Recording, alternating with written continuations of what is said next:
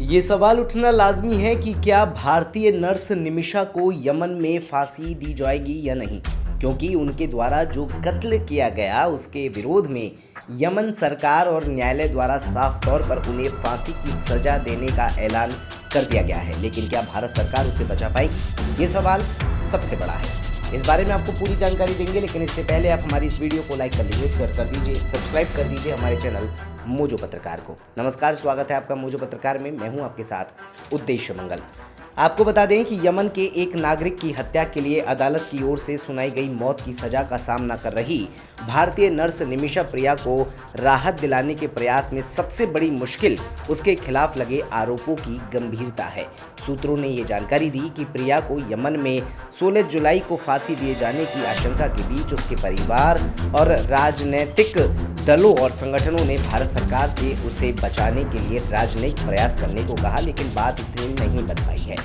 Yemen की अदालत के दस्तावेजों के अनुसार निमिषा प्रिया ने जुलाई 2017 में कथित तौर पर अपने स्थानीय व्यापारिक साझेदार तलाल अब्दो मेहदी को नशीला पदार्थ देकर उसकी हत्या कर दी और एक अन्य नर्स की मदद से उसके शरीर के टुकड़े टुकड़े कर दिए। इसके बाद उसने उसके क्षत विक्षत अंगों को एक भूमिगत टैंक में फेंक दिया। सूत्रों ने बताया कि मेहदी की हत्या का पता लगने के बाद निमिषा को गिरफ्तार कर लिया गया और फिर कथित तौर पर अपने एक बयान में हत्या की बात भी उसके द्वारा कबूल कर ली गई। यमन की अधीनस्थ अदालत ने उसे मौत की सजा सुना दी। उसने इस फैसले को यमन की सुप्रीम कोर्ट में चुनौती दी है, लेकिन उसकी अपील खारिज कर दी गई और मौत की सजा बरकरार रखी गई। सूत्रों ने बताया कि निमिषा ने फिर यमन के राष्ट्रपति से दया की अपील की, लेकिन उन्होंने उसे माफी देने से इनकार कर दिया। एक सूत्र ने कहा कि मृतक तलाल अब्दो मेहदी का परिवार हत्या के अपराध को माफ करने के बदले पैसा यानी ब्लड मनी लेने को भी तैयार नहीं है। निमिषा प्रिया के लिए सभी कानूनी प्रयास किए गए, लेकिन उसके खिलाफ आरोपों की गंभीरता को देखते हुए सभी प्रयास विफल रहे। विभिन्न राजनीतिक दल और संगठन, खासकर उसके गृह राज्य जिले केरल ने निमिषा प्रिया को मौत की सजा से बचाने के लिए भारत सरकार से इस मामले में हस्तक्षेप करने की मांग की है। विदेश मंत्रालय ने कहा कि वो मामले से जुड़े हर घटनाक्रम पर कड़ी नजर रख रहा है और हर संभव मदद मुहैया करा रहा है।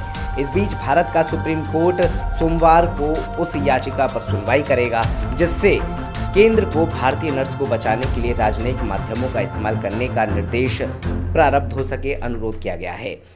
जस्टिस विक्रम नाथ और जस्टिस संदीप मेहता की पीठ इस मामले की सुनवाई कर सकती है। सूत्रों ने बताया कि निमिषा प्रिया 2008 से यमन में नर्स के तौर पर काम कर रही थी। उन्होंने बताया कि 2011 में शादी के बाद वो अपने पति टॉमी थॉमस के साथ यमन पहुंची थी। साल 2014 में यमन में छिड़े गृह युद्ध के कारण उसके पति और बेटी के साथ केरल लौट आया था उसका पति, जबकि निमिषा यमन में ही रही। खैर, इस बारे में आप क्या कहेंगे, अपना जवाब हमारे कमेंट बॉक्स में ज़रूर दीजिएगा। बने रहिए मोजो पत्रकार के साथ। नमस्कार।